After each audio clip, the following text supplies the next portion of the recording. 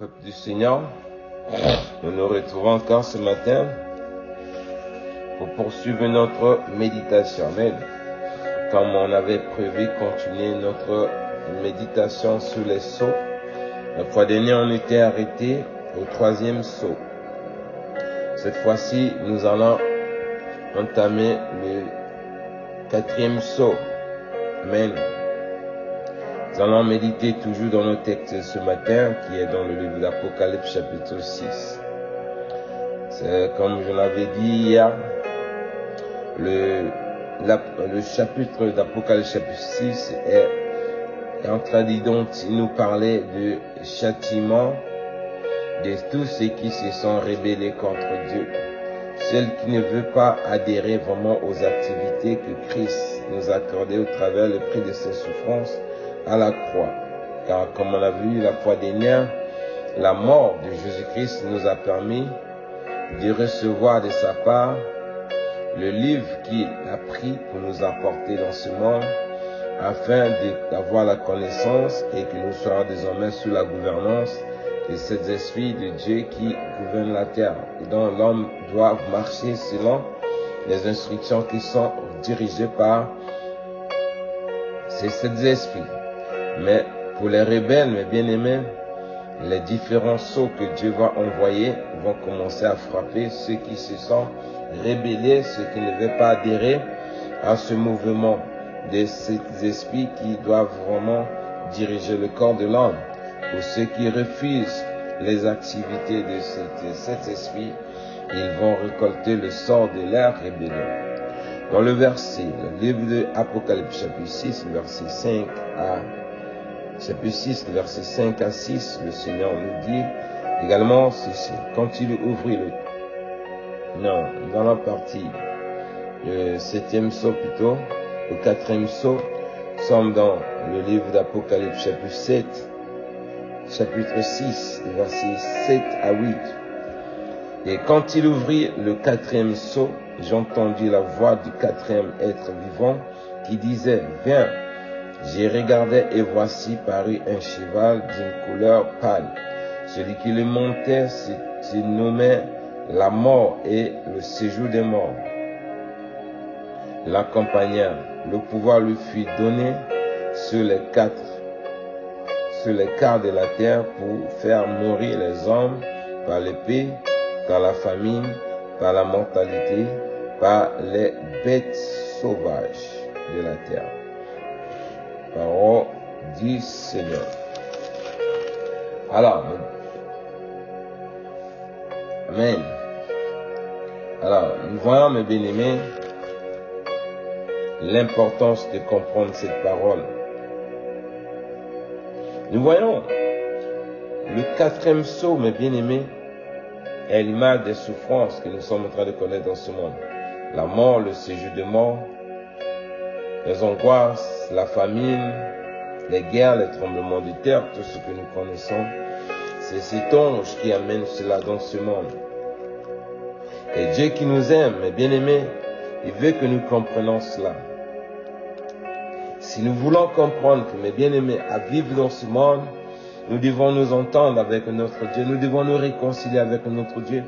C'est parce que, mes bien-aimés, il y a les activités de l'ange, ces anges, qui sont en train de véhiculer ces terrains-là dans ce monde, à causer toutes sortes d'activités pour châtier l'homme à cause de sa méchanceté, à cause de sa rébellion. Dieu qui nous aime, il nous a donné sa parole pour nous instruire, pour nous guider, afin que nos voix puissent s'accorder avec ses instructions.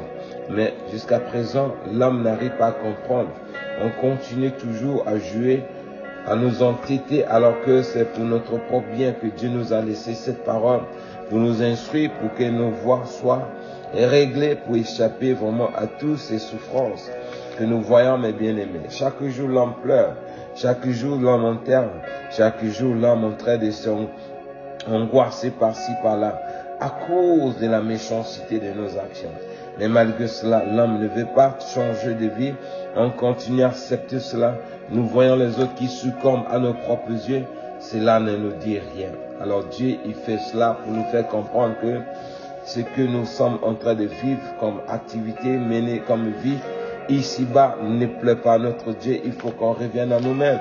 Mais malgré cela, l'homme continue à s'entêter. Ézéchiel, qui est aussi synonyme, un envoyé de Dieu à l'image de Jean, ils ont eu le même mandat, le même ministère de la révélation, afin de nous instruire à comprendre que l'époque d'Ancien Testament et l'époque du Nouveau Testament est synonyme. Nous voyons le livre d'Ézéchiel. Ézéchiel est aussi comme le livre de l'Apocalypse de l'Ancien Testament. Car nous voyons, quand on lit cela bien, on y trouve les mêmes références, les mêmes paroles qui sont aussi dans le livre de l'Apocalypse. Ézéchiel et Zacharie plutôt, je parle de Zacharie. Dans le livre d'Ézéchiel, Ézéchiel chapitre 14, le verset 7 à 11, verset 19 à 21. Le Seigneur nous dit ceci: oui, si j'enverrai la peste dans le pays, et si j'y rendais contre lui ma fureur par la mortalité, pour exterminer les hommes et les bêtes, et qu'il y eut au milieu d'eux Noé, Daniel, Job, je suis vivant, dit le Seigneur, l'Éternel, il ne sauvera ni fils ni fille, mais il sauvera leurs âmes par leur justice. Verset 21. Oui, ainsi parle le Seigneur l'Éternel.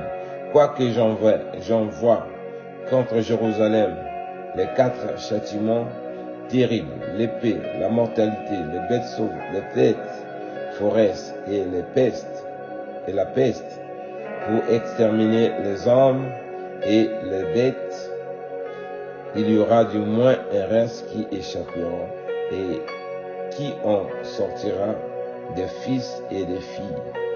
Voici, ils arrivent auprès de vous. Vous verrez leurs conduites et leurs actions. Et vous vous consolerez du malheur que j'ai fait venir sur Jérusalem, de tout ce que j'ai fait venir sur elle. Amen. Parole du Seigneur. Alors, mes bien-aimés, le 4e sceau dont nous venons de lire est en train de réclamer dans la vie de chacun de nous le comportement de Daniel, le comportement de Job et le comportement de Noé. Nous voyons l'époque de Noé, pendant que Dieu avait envoyé son serviteur pour prêcher la bonne nouvelle et demander aux hommes de se repentir, les gens refusaient. Pour ceux qui refusent de se repentir aujourd'hui, mes bien-aimés, de la même manière, le châtiment qui avait frappé cette génération de Noé par le déluge, sur nous, à nos jours, également, ce châtiment aussi est changé par le paix, par la famille, par la mentalité, par toutes sortes de fléaux qui animent cela. Nous voyons également dans la vie de Daniel, pendant que les autres adoraient d'autres statues, Daniel a refusé d'adorer la statue. Ceux qui adorent l'abomination, ceux qui adorent d'autres dieux en dehors de l'Éternel, mes bien-aimés, ceux-là, ils vont récolter aussi les conséquences de leur désobéissance. Ceux qui traversent les moments difficiles, donc Dieu lui permet de passer dans certaines épreuves, et ceux qui ne veulent pas persévérer, il récoltera aussi le sort de leur manque de persévérance. Donc nous avons la persévérance, les anges qui viennent avec leurs fléaux, ils réclament la persévérance en l'Éternel de Dieu, ils réclament la fidélité dans l'adoration sainte que envers l'Éternel de Dieu, et ainsi les mêmes anges, ils réclament également la soumission à la parole de Dieu afin de se repentir de toutes nos mauvaises voies. Cela nous échappera au 4e fléau qui va frapper la terre. mais gare à celui qui va vraiment endurcir son cœur. Notre Dieu est vivant. Comme il a dit, il va châtier l'homme pour ceux qui ne veulent pas adhérer à sa parole. Nous sommes déjà bien avertis. Nous devons comprendre, bien aimés, Dieu nous a aimés. Il a délégué Jésus-Christ dans ce monde. Jésus-Christ a fait son travail. C'est à nous de comprendre cela et de nous soumettre aux instructions que Dieu nous a données. Et à cela, nous recevrons la grâce. Dans le livre de Jérémie, chapitre 14, versets 9 à 14, la parole du Seigneur nous dit ceci. Pourquoi serais-tu comme un homme stupéfié, comme un héros incapable de nous secourir? Tu es pourtant au milieu de nous, ô l'Éternel, et ton nom est invoqué sur nous. Ne nous abandonne pas. Voici ce que dit l'Éternel. Voici ce que l'Éternel dit de ce peuple. Ils aiment accourir ça et là. Ils ne savent retenir leurs pieds. L'Éternel n'a point d'attachement pour eux. Il se souvient maintenant de leurs crimes. Il châtie leurs péchés. Et l'Éternel me dit, n'intercède pas en faveur de ce peuple. S'il gêne, je n'écouterai pas leurs supplications. S'ils offrent des holocaustes et des offrandes, je ne les agréerai pas. Car je veux les détruire par l'épée, par la famine et par la peste. J'ai répondu, oh Seigneur éternel, voici, les prophètes leur disaient, vous ne verrez point l'épée, vous n'aurez point la famine, mais je vous donnerai dans ce lieu une paix rassurée. Et l'Éternel me dit, c'est les mensonges que les prophètes ont. C'est le mensonge que les prophètes ont en mon nom. Les prophètes, je ne les ai point envoyés. Je ne les ai point donné d'ordre. Je ne les ai point parlé. Ce sont des visions mensongères, des visions prédictions, des tromperies de leur cœur qu'ils vous prophétisaient. Parole du Seigneur. Alors ici, mes bien-aimés, nous voyons Dieu qui nous parle de quelque chose de très important. Ici, la parole est en train de s'adresser aux chrétiens qui sont à l'église, qui sont en train de suivre des fausses enseignements, des fausses révélations mensongères de certains prophètes. Soit disant, Dieu t'a dit ceci, Dieu t'a parlé ceci, Dieu t'a dit ceci. Pendant ce temps, ces hommes de Dieu, ils ont oublié de prêcher la crainte de Dieu, la sanctification et la repentance. À la fin, mes bien-aimés, il croisera les activités de ces quatre fléaux. Il viendra châtier la terre.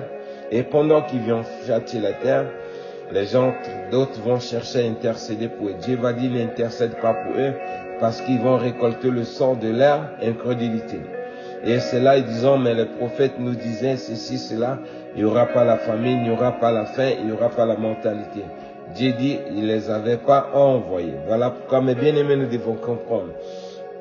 Tout prophète, tout serviteur de Dieu, qui ne vous enseigne pas des craintes de Dieu, qui ne parle pas dans la sanctification, dit le salut de vos âmes, faites attention, car certains sont là au service de la perdition pour amener les gens à l'égarement.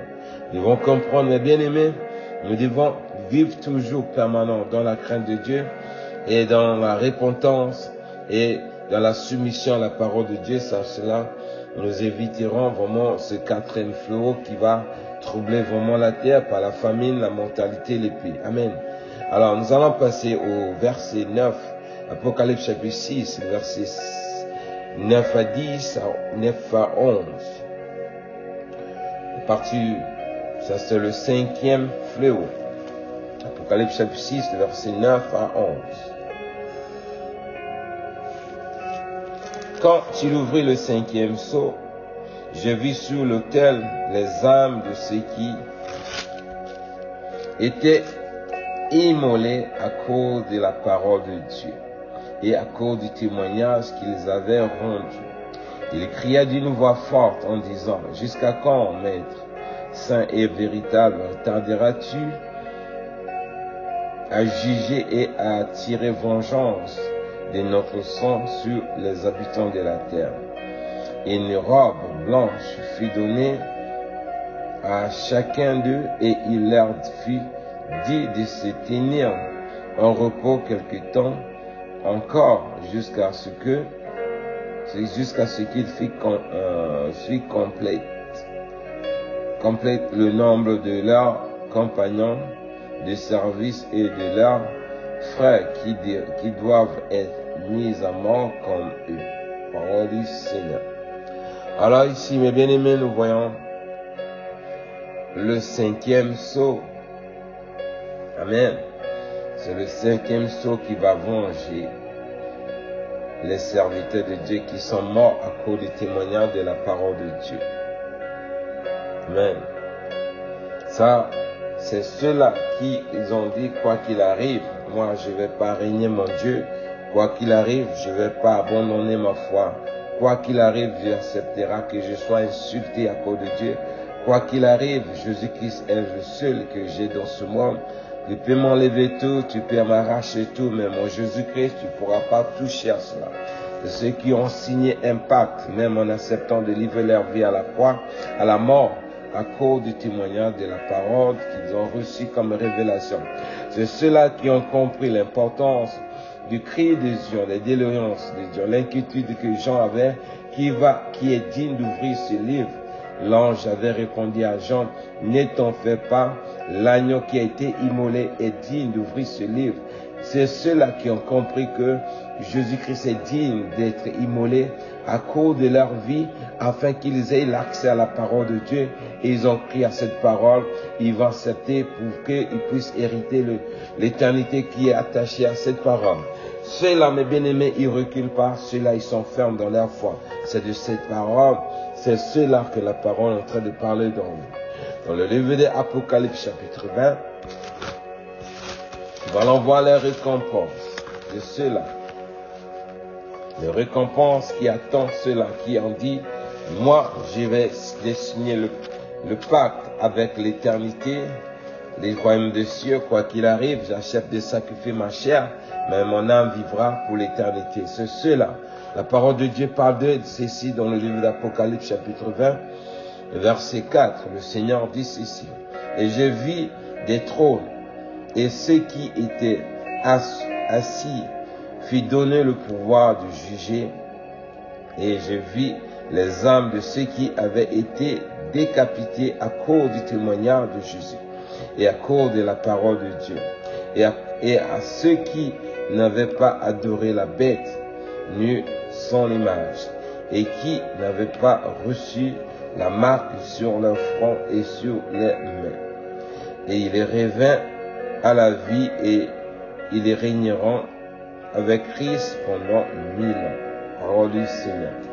Voici les récompenses, mes bien-aimés, de tenir ferme, de persévérer jusqu'à la fin des temps. Mes bien-aimés, il faut accepter, mes bien-aimés, que ta peau souffre à cause de la parole de Dieu. Si ta peau souffre, mes bien-aimés, ton âme ne va pas souffrir. Ici, mes bien-aimés, nous voyons, ça c'est l'éternité.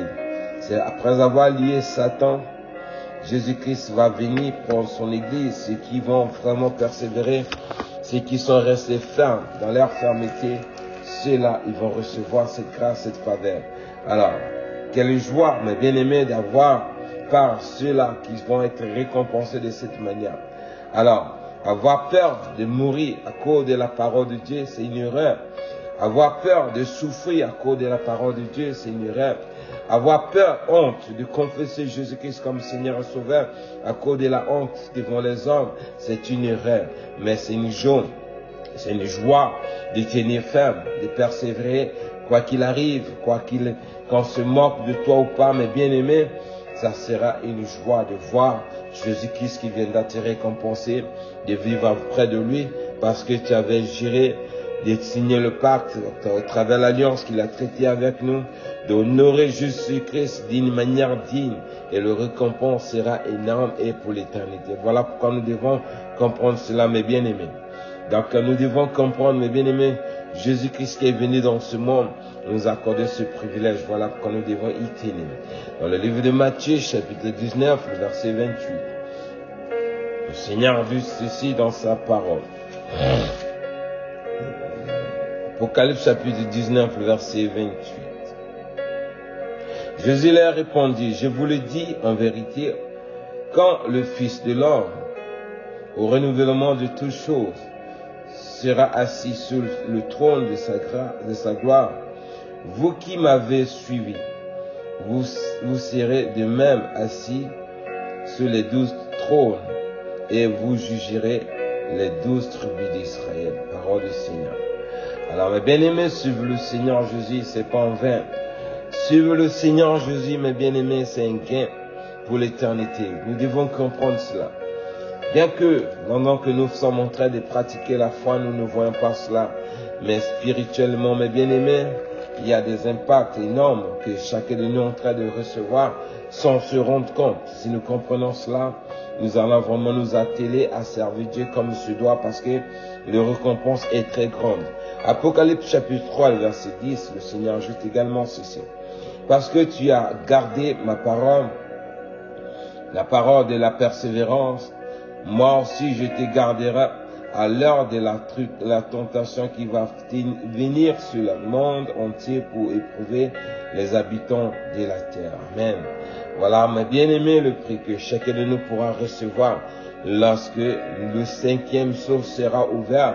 C'est un prix où les gens vont recevoir la récompense de ce que Jésus-Christ les a accordé au travers du travail de la foi de chacun de nous. Mais mes bien-aimés, si nous partons de façon opposée, nous allons voir, mes bien-aimés, pendant que Jésus-Christ viendra enlever son église. Si tu n'as pas persévéré, si tu n'as pas honoré son nom, si tu as blasphémé son nom, tu n'as pas vraiment tenu la persévérance telle qu'il a dit au travers de sa parole, quel sera le sort de ceux qui ont vécu de cette manière. Point d'interrogation dans la vie de chacun de nous. Tant qu'on a encore le souffle de vie, mes bien-aimés, rien n'est tard. Dieu nous fait encore la grâce de pouvoir nous ressaisir. Amen. Donc, comprenons les choses afin que nous soyons vraiment du bon côté que Dieu attend de nos vies. Dans le livre de Apocalypse, chapitre 6, verset 12 à 17, nous avons vu, cette fois-ci, c'est le 6e sceau. Amen. 6e sceau a été ouvert. Premier sceau a été ouvert par l'agneau lui-même lorsqu'il a ouvert sa venue. La venue dans ce monde était le premier sceau qu'il avait ouvert. Le dernier sceau, c'est lui-même qui va ouvrir aussi ce dernier sceau pendant son retour. Amen. La parole du Seigneur nous dit ceci dans le livre d'Apocalypse, chapitre 6, le verset 12 à 17. Et j'ai regardé quand il ouvrit le 6e sceau, et il y eut un grand tremblement de terre, et le soleil devint noir comme un arc. Des cris de lune entière devint comme du sang. Et les étoiles du ciel tombaient sur la terre comme lorsqu'un figuier secoué par le vent violent jette ses figuiers vertes. Le soleil se retira comme un livre qu'on roule, et toutes les montagnes et les îles firent remuer de leur place. Les rois de la terre, les grands, les chefs militaires, les riches, les puissants, toutes les esclaves et les hommes libres esclaves dans les cavernes et dans les rochers des montagnes. Et il disait aux montagnes et aux rochers, tombe sur nous et cache-nous devant la face de celui qui est assis sur son trône et devant la colère de l'agneau. Car le grand jour de la colère est venu et qui peut résister? Parole du Seigneur. Bien-aimé, être chrétien, c'est pas de la blague, mais bien-aimé. Être chrétien, c'est pas pour courir derrière la bénédiction. Être chrétien, c'est pas pour courir derrière un mariage. Être un chrétien, c'est pas pour courir derrière un visa. Être chrétien n'est pas courir devant la fortune que le monde peut nous donner.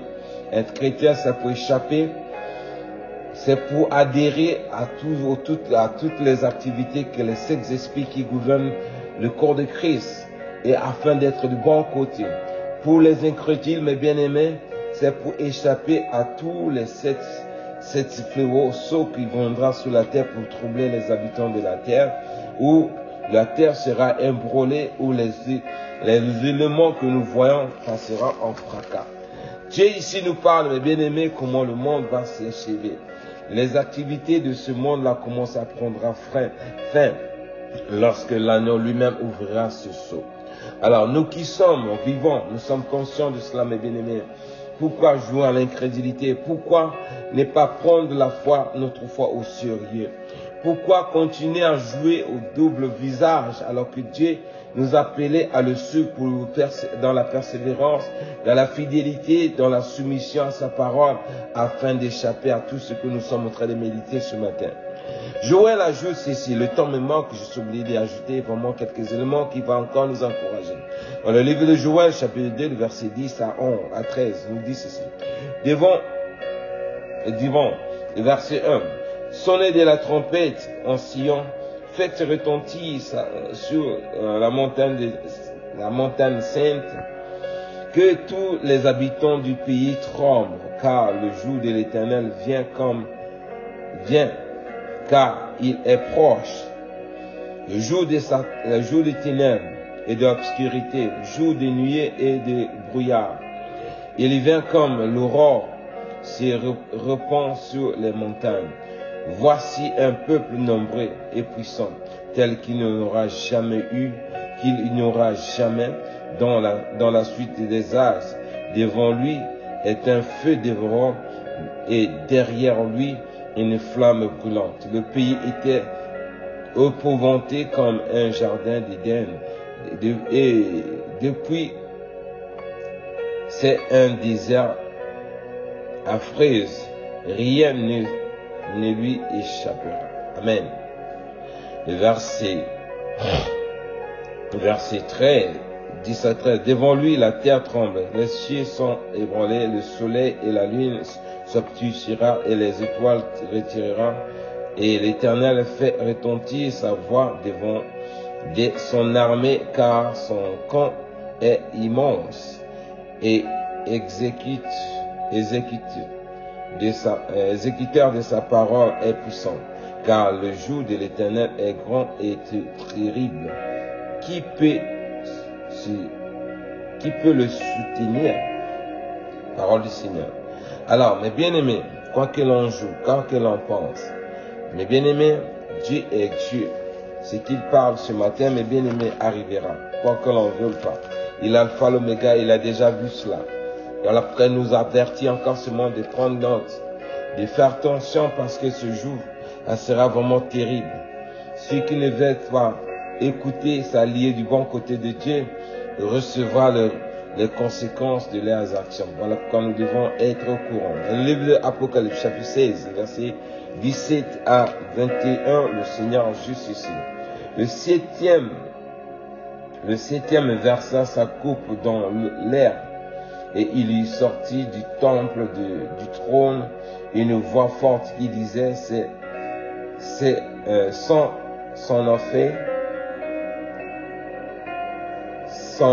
effet. Et il y eut des éclairs, des voix, des tonnerres et un grand tremblement de terre tel qu'il n'y a jamais eu depuis que l'homme est sur la terre. Et un grand tremblement. Et la grande ville fut divisée en 3 parties. Et les villes des nations tremblèrent. Et Dieu se souvient de Babylone la grande, pour lui donner la coupe du vin de son ardente colère. Et toutes les îles